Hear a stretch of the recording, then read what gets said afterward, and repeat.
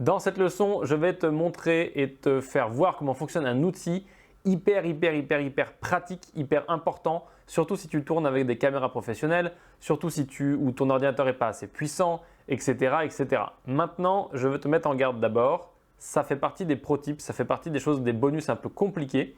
Donc si toi tout va bien, que les médias optimisés, qui est une autre alternative, te suffisent, tu as compris, ça va, ça fonctionne, tu peux regarder ça, mais ça va être, voilà. En gros, ça va être un peu hardcore. Donc, il faut être bien accroché. Et si tu es un pro ou un peu plus pro que tu veux apprendre, et ben là, on va rentrer dans un truc vraiment un peu hardcore, vraiment intéressant parce que c'est une super astuce qui peut te faire gagner pas mal de temps. J'ai notamment gagné pas mal de temps là-dessus puisque j'ai travaillé sur un projet où il y avait de la RAID. Et donc, c'était un projet avec la RAID la plus grosse et donc qui tourne en 8K. Donc, c'était juste, voilà, c'était énorme en termes de poids d'image, de quantité, etc. Et donc, l'avantage de la RAID, pour continuer cet exemple et te montrer le petit cas, c'est que tu peux sortir donc le RAID code, les fichiers en RAW, d'accord, qui sont super bien, tu peux tout retoucher, etc. Mais tu peux en parallèle sur la même carte dans la RAID enregistrer le même fichier en ProRes. Donc tu as déjà un codec plus adapté au montage et donc un fichier plus léger pour faire ton montage. Pour petite info, la différence de lecture, donc quand tu mets le fichier RAID, tu essaies de faire play sur ton ordinateur, le mien en tout cas, je faisais une lecture à 7 images par seconde, alors que c'est du 25.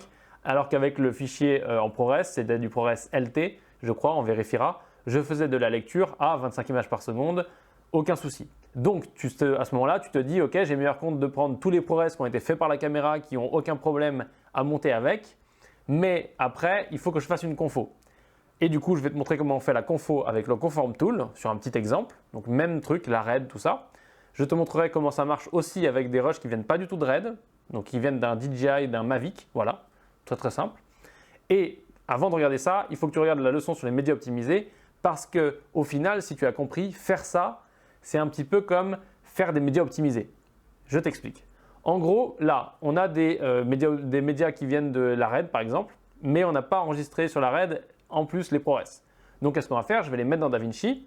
Et j'ai le choix, si je veux monter dans DaVinci, de faire un clic droit et de faire des médias optimisés. Lui, il va me faire n'importe quel truc. Donc, ça va être du DNX, voilà, du DNX LB. Moi, j'ai choisi du DNX LB.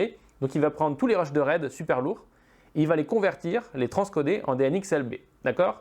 Donc, en gros, je suis en train de faire dans l'ordinateur ce que la RAID aurait pu faire pour moi. Et donc, si la RAID l'a déjà fait pour moi et que du tournage, je reçois les fichiers RAID et du ProRes, à ce moment-là, ce que j'ai à faire, c'est monter avec le ProRes et à la fin, quand je veux faire mon étalonnage, faire des effets, faire mon export, pardon, et bien à ce moment-là, j'ai plus qu'à relinker, à reconformer avec mes fichiers RAID.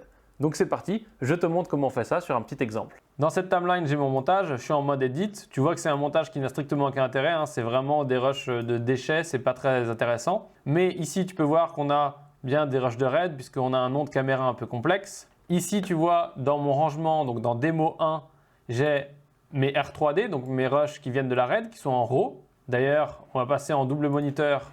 Si je double-clique ici et que là, j'essaye de faire play, tu vois que la lecture, on n'est même pas à 7, on est à 4,5 tout juste et on n'a pas de lecture en temps réel. Si par contre, je vais sur les ProRes qui ont été faits en même temps par la RAID, je double-clique ici et je fais play, là, on a la lecture en temps réel sans souci.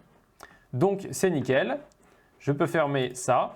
Moi, ce que j'ai fait, c'est que j'ai fait mon montage avec les ProRes, comme tu peux voir ici, puisque là, je peux avoir la lecture en temps réel, on le voit ici. Donc là, j'ai fait mon montage avec mes ProRes, je suis très content. On n'a plus qu'à passer à l'étalonnage. Et donc du coup, pour passer à l'étalonnage, qu'est-ce qu'on va faire? On va vouloir relier tous les plans qu'il y a dans cette timeline, qui sont des ProRes, donc qui sont en qualité dégradée, aux plans d'origine de la RAID, qui sont ici aussi. Et donc, ce qu'on va vouloir faire, c'est tout simplement relier ça à ceux-là, les R3D, plutôt qu'à ceux-là. Pour faire ça, tu as plusieurs solutions. Tu peux aller directement sur le clip ici, faire un clic droit et ici désactiver le Conform Lock. Et là, il va te mettre, tu vois, un petit point d'interrogation là pour te dire que lui, quand il essaye de trouver dans la timeline ce qui correspond et donc quel plan il doit prendre dans le media pool, il trouve plusieurs plans. Il a un conflit. Donc, tu double-cliques ici et là, il te fait apparaître les deux plans qu'il imagine pouvoir matcher celui qui est dans la timeline. Et donc, tu vois, on a le point Move et le point R3D. Si je clique là et que je fais Change, tu vois que ça change puisqu'il m'a mis une couleur différente et tu vois que là, lui, il a une couleur différente de lui, exprès pour qu'on les repère bien. Je me mets au début, je fais Play. Et là, je ne peux plus faire la lecture en temps réel. Donc, ça veut dire qu'on a bien changé le média et que maintenant, dans notre timeline, on a bien notre rush de RAID. Bien sûr, on peut faire pareil ici pour le suivant. On enlève le confirm lock, on double-clique, on choisit le plan, on fait change et maintenant, on a nos deux rushs de RAID ici. Le problème, c'est que quand tu as un montage de 2 plans, c'est très pratique. Quand tu as un montage de 50 plans ou 100 plans ou 2 heures et demie, ça commence à être vachement moins intéressant comme méthode. Alors maintenant, plutôt que de faire tout ça à la main, on va tout simplement sélectionner tous nos plans. On va faire un clic droit. On va faire conform lock, hop, comme ça on est tous en alerte partout, en conflit. Maintenant, on peut aller faire ça avec l'outil pratique qui est ici et qui s'appelle reconform from bin. Donc il va reconformer, donc faire une conformation depuis les bins. On clique ici. Et là, on a une grande fenêtre avec plein d'options qui apparaît et on est un peu dans l'angoisse. On va faire ça par étapes. Ici, on doit choisir dans Timeline Option, est-ce qu'on veut reconformer tous les clips ou juste ceux qu'on a sélectionnés. Donc nous, c'est tous les clips. Tu me diras, on pourrait choisir les clips sélectionnés puisqu'on les a sélectionnés ici et ici. Ensuite, on peut dire, est-ce qu'on passe les clips en conform lock pour plus que ça bouge une fois qu'on a fini? Oui, on le fait. Ensuite, on doit choisir à partir de quel bin on fait la confo.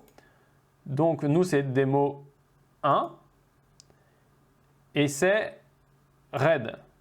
Donc en gros, on va décocher tout le reste et on va cocher que RAID puisque nous, on veut les R3D à la place des ProRes. Ensuite, ici, on a les choix pour les options de conformation. Donc, on peut choisir selon les métadatas de notre caméra si on veut faire la confo basée sur les timecodes ou si on veut utiliser le real name. Donc le real name, tu sais, il est ici. Si on veut faire en sorte que ce soit avec les noms des médias.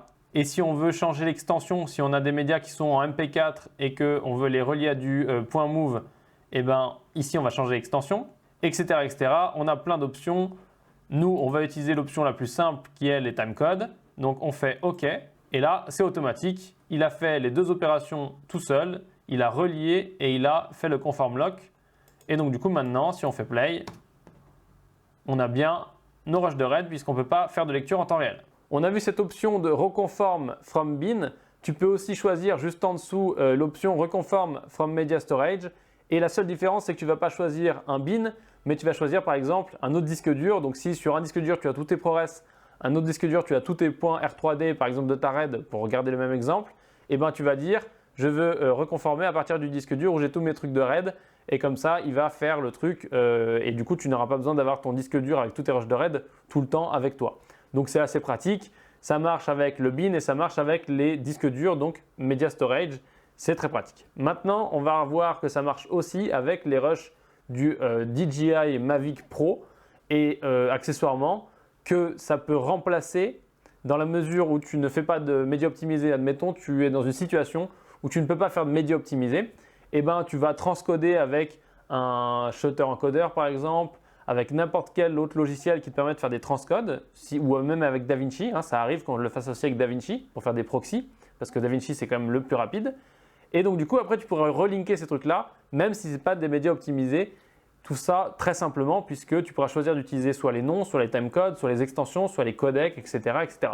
Donc on va checker ça, on va faire la même chose avec les rushs du DJI Mavic. On ferme démo 1, on va dans démo 2, là j'ouvre démo 2, tu vois j'ai un petit montage.